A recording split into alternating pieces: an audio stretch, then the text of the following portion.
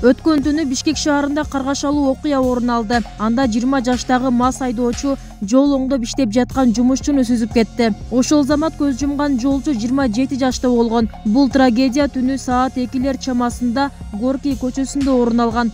Айдоочу Бишкек шаардык милициянын тергөө кызматына жеткирилген. Учурда экспертизалык иштер уланууда.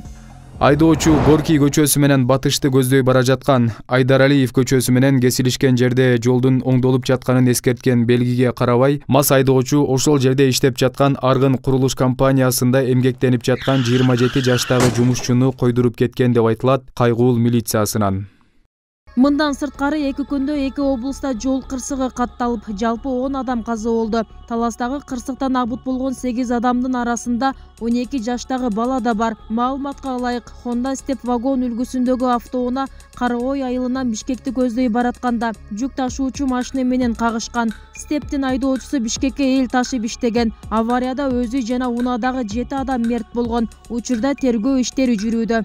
Натыйжада ДАФ үлгүсүндөгү жүк ташуучу автоунаанын айдоочусу Талас облустук биргелештирилген ооруканасынын кабыл алуу бөлүмүнө келип түшкөн. Ал эми окуя болгон жерден Honda Step вагон автоунаасынын ичиндеги айдоочусу жана жүргүнчүлөрү болуп жалпы 8 адам каза болгон.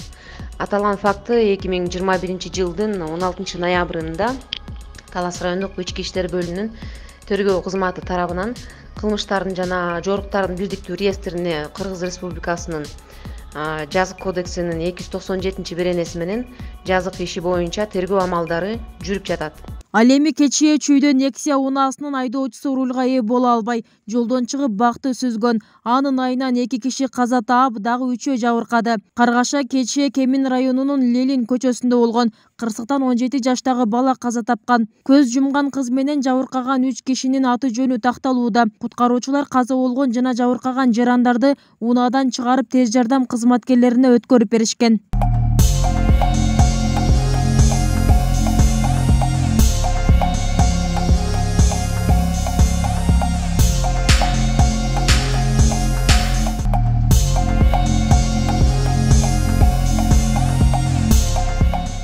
Статистикалык маалыматтарга караганда, акыркы жылдары авто кырсыктардын да саны өстү. Адам өмүрү кыйылган учурлар да арбыды. Тартип сакчылары жол кырсыгынын эң башкы себептери катары мас абалында рулга отуруу менен эрежени сактабоону белгилешет. Ал эми жол көзөмөлдөөчүлөр кырсыктын 95% адамдык фактордун улам болуп жатканын билдирген. Ички иштер министрлигинин акыркы эсеби боюнча Кыргызстанда 8 айда 4600дөн ашуун жол кырсыгы орун алып, былтыркы жылга салыштырмалуу 30% көп катталган. Кырсыктан абут болгондор жыл башынан бери 500дөн ашты. Арасында балдар да бар.